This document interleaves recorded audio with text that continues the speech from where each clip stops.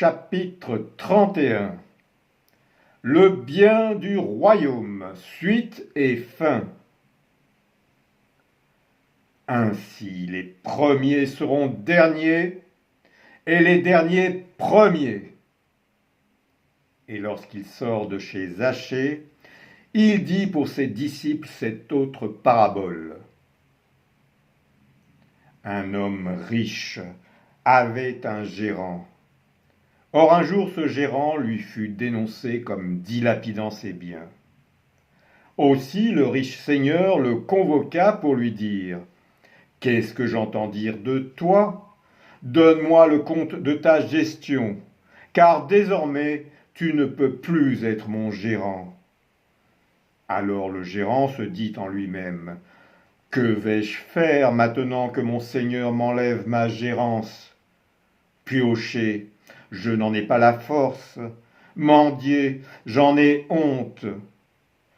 Mais voilà, je sais ce que je vais faire pour être à l'abri et accueilli lorsque je serai destitué de ma gérance. » Et il appela les uns après les autres les débiteurs de son seigneur.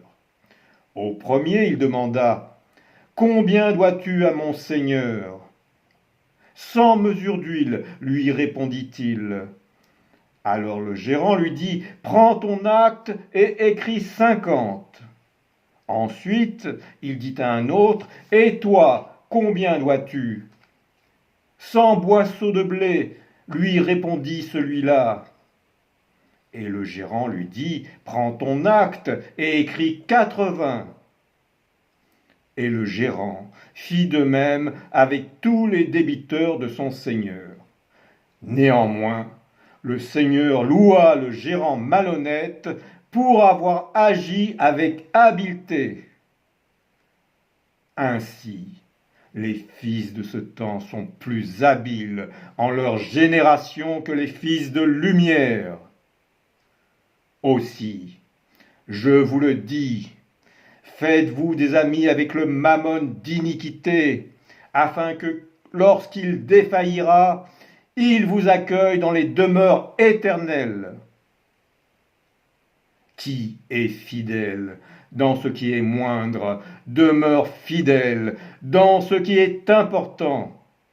Et qui est inique dans ce qui est moindre, restera inique dans le plus important.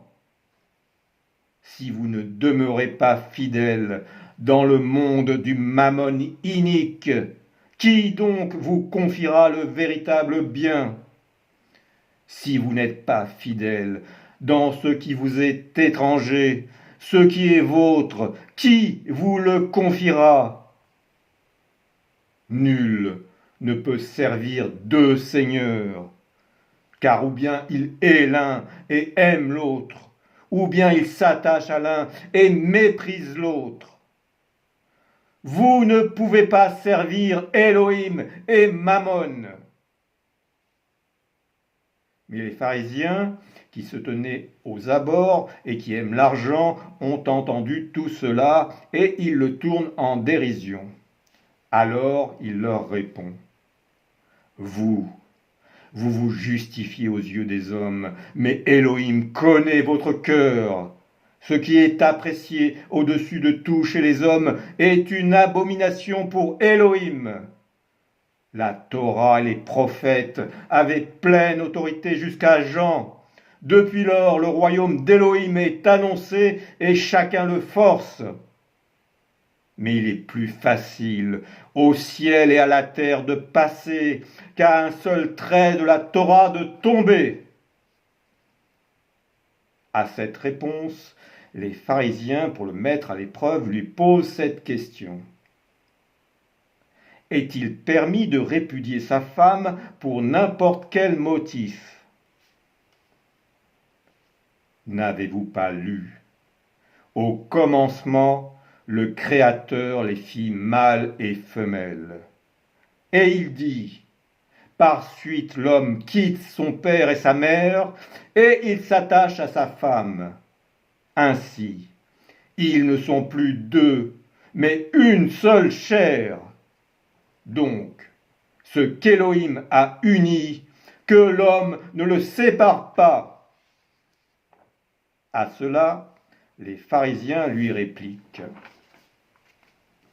Alors pourquoi donc Moshe a-t-il prescrit de donner un acte de rupture permettant la répudiation? À cause de la dureté de votre cœur, Moshe a permis de renvoyer vos femmes, mais au commencement il n'en était pas ainsi. Je vous le dis, qui renvoie sa femme, à moins qu'il ait été trompé et en épouse une autre, adultère. Et il incite sa première femme à commettre l'adultère. Qui épouse une femme répudiée par son mari commet l'adultère. Et si une femme renvoie son mari en épouse un autre, elle-même adultère. Ayant écouté cela, les disciples lui disent : si telle est la condition de l'homme à l'égard de la femme, il n'y a pas intérêt à prendre femme. Tous ne peuvent saisir cette parole, mais seulement ceux à qui cela est donné. Oui, il est des eunuques qui le sont dès le ventre maternel, d'autres qui le sont devenus par le fait des hommes. Et il est des eunuques qui se sont eux-mêmes faits eunuques à cause du royaume des cieux. Qui peut pénétrer le sens de cette parole? Qu'il le saisisse.